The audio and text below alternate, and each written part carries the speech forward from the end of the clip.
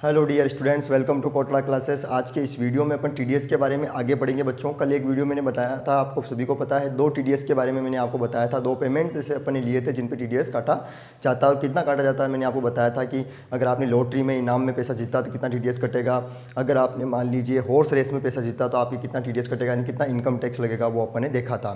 अब आज अपन दो पेमेंट और लेते हैं बच्चों और जानते हैं कि इन दो पेमेंट पर कितना टीडीएस काटा जाता है क्या नहीं है। तो चलिए फिर जल्दी से आज की क्लास को शुरू करते हैं। देखिए ये मैंने ऊपर लिख रखा है बच्चों कि पहले दो पेमेंट तो अपने ले लिए, अब तीसरे और चौथे नंबर पे ले रहे हैं, इसलिए नंबर 3 और नंबर 4 मैंने लिखा है। वो पीछे वाला वीडियो अगर आपने नहीं देखा हो तो लिंक आपको डिस्क्रिप्शन में मैं दे दूंगा, आप जाके उस वीडियो को देख लीजिए।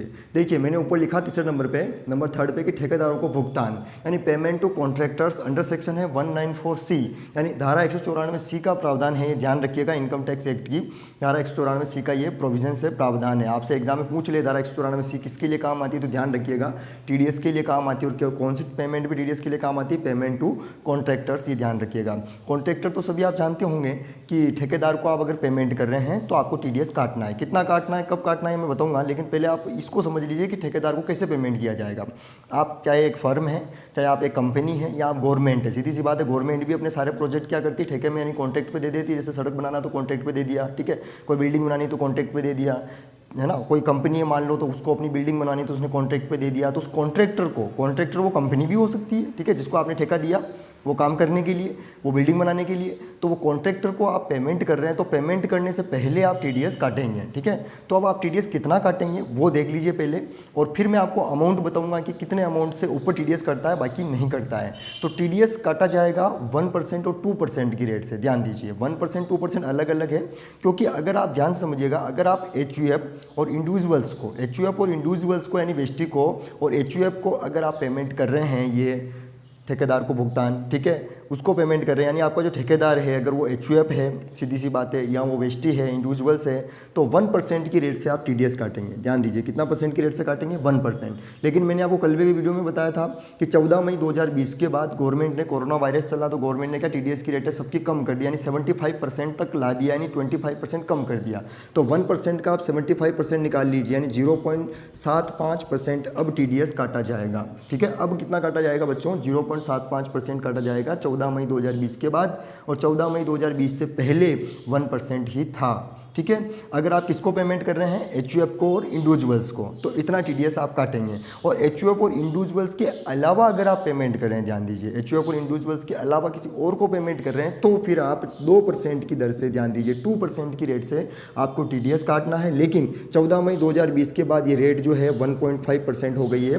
2% का आप 75% निकाल लीजिए, 1.5% हो गई 14 मई 2020 के बाद। तो आपको क्या करना है, मेन रेट याद कर लेनी है और उसके बाद उसका हमेशा 75% निकाल लेना है, क्योंकि 14 मई 2020 के बाद 75% है और 14 मई 2020 से पहले 1% और 2% है। क्योंकि क्वेश्चन आपको देखना है कि 14 मई 2020 वाला पहले वाला पेमेंट है या 14 मई 2020 के बाद वाला पेमेंट है, इसीलिए आपको दोनों ही चीज़ें याद करनी पड़ेगी, ठीक है। तो आप 1% काटेंगे अगर आप एचयूएफ और आप इंडिविजुअल्स को पेमेंट कर रहे हैं, और अगर 2% आप टीडीएस काटेंगे यदि आप एचयूएफ और इंडिविजुअल्स के अलावा किसी और को पेमेंट कर रहे हैं तो, ठीक है। अब अपन ये देखते हैं कितने पेमेंट पे टीडीएस काटा जाता है। देखिए अगर आप एक साथ पेमेंट कर रहे हैं कॉन्ट्रैक्ट अमाउंट का और 30,000 रुपये से अबव है वो पेमेंट, ठीक है, 30,000 रुपये से ज़्यादा पेमेंट अगर आप एक साथ कर देते हैं तो आपको टीडीएस काटना है। ध्यान समझिएगा, 30,000 रुपये से ज़्यादा अगर आपने एक साथ पेमेंट कर दिया तो आपको टीडीएस उस पे अमाउंट पे काटना है। और पूरे साल में, पूरे वित्तीय वर्ष में, पूरे फाइनेंशियल ईयर में अगर आपने पेमेंट 1 लाख से ऊपर किया है तो भी आपको टीडीएस काटना है। इसको मैं आसान करके समझाता हूँ। जैसे मान लो आपने 10,000 रुपये 10 बार पेमेंट किया पूरे साल में, तो हो गया 1 लाख से ऊपर, 1 लाख या 1 लाख से ऊपर, तो भी आपको टीडीएस काटना है। और आपने 50,000 रुपये एक साथ पेमेंट कर दिया तो भी आपको टीडीएस काटना है। तो एकल पेमेंट यानी एक मुश्त पेमेंट, लमसम पेमेंट अगर आपने 30,000 रुपये से अबव किया है तो भी आपको टीडीएस काटना है।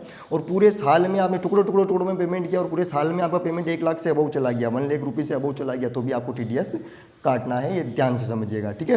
तो ये था ठेकेदार को भुगतान पर टीडीएस। मैं तो यही कहूँगा कि मैं बार बार उस बात को रिपीट करूँ, उससे अच्छा है कि इस वीडियो को आप वापस पीछे लेके थोड़ा सा वो देख लीजिए और समझ लीजिए ठेकेदार को कैसे टीडीएस काटना है आपको, ठेकेदार को जब कॉन्ट्रैक्टर को आप पेमेंट करेंगे तो, ठीक है। अब उसके आगे बढ़ते हैं और चौथा पॉइंट लेते हैं बीमा कमीशन। अगर आप बीमा एजेंट है मान लो, ठीक है, इंश्योरेंस कमीशन आपको मिलेगा, तो कौन सी धारा में आपके, कौन सी अंडर सेक्शन में आपकी टीडीएस काटा जाएगा, तो अंडर सेक्शन है बच्चों 194D, यानी 194D के अनुसार टीडीएस काटा जाएगा। अब आप अगर बीमा एजेंट है तो आपको कमीशन कमीशन कौन दे रहा है? आपकी बीमा कंपनी दे रही है। तो वो बीमा कंपनी जो आपको कमीशन दे रही है, वो कमीशन यदि आपके मान लीजिए 15,000 रुपये से अधिक है, ठीक है, 15,000 से अबव पेमेंट है, अगर आपको कमीशन जो मिल रहा है वो 15,000 रुपये से ज़्यादा मिल रहा है पूरे साल का, पूरे वित्तीय वर्ष का, पूरे फाइनेंशियल ईयर का, तो फिर आपके 5% की दर से, ध्यान दीजिए, 5% की दर से TDS काटा जाएगा। लेकिन 14 मई 2020 के बाद इसका 75%, तो 75% कितना होता है बच्चों? 3.75% की दर से TDS काटा जाएगा 14 मई 2020 के बाद। और 14 मई 2020 से पहले 5% की दर से TDS काटा जाएगा अगर आपको इंश्योरेंस कमीशन मिलता है तो। और इंश्योरेंस कमीशन पूरे फाइनेंशियल ईयर में 15,000 से अबव होना चाहिए। 15,000 से अबव अगर आपको मिलता है तो TDS काटा जाएगा, बाकी नहीं काटा जाएगा। तो इंश्योरेंस कमीशन बहुत आसान है कि 15,000 से अबव पेमेंट होना चाहिए तो 5% TDS काटेंगे, लेकिन 14 मई 2020 के बाद 3.75% TDS काटा जाएगा। तो ये दो भुगतान अपन ने आज लिए बच्चों, इन पे TDS यह रहेगा। और TDS का तो आप सभी को पता है कि अगर आपने TDS पेमेंट कर दिया और आपकी टैक्स लायबिलिटी उतनी नहीं बन रही तो आपको पैसा वापस रिफंड हो जाएगा जब आप ITR फाइल करेंगे, यानी इनकम टैक्स रिटर्न फाइल करेंगे। तो इनकम टैक्स को अगर आपको समझना है ना, तो पहली बात तो ये कि आपको कंटिन्यूटी बनानी पड़ेगी, और दूसरी बात है कि पीछे जो पढ़ा है उसको पढ़ना पड़ेगा, तभी आगे की बात समझ में आएगी। क्योंकि इनकम टैक्स का यही रूल होता है। पूरा इनकम टैक्स एक्ट 1961 है, जिसमें बहुत सारी अंडर सेक्शन है, बहुत सारी धाराएं हैं, जिनको मन लगाकर पढ़ते हैं तभी बात समझ में आती है। फिर भी मैं लास्ट में ये कहूँगा कि कोई प्रॉब्लम है तो कमेंट्स में लिखिएगा, और कोई प्रॉब्लम होगी आपके, मान लो कमेंट्स में, तो मैं अगले वीडियो में आपकी प्रॉब्लम्स दूर करूँगा। तो फिर मिलते हैं अगले वीडियो में, तब तक के लिए जय हिंद।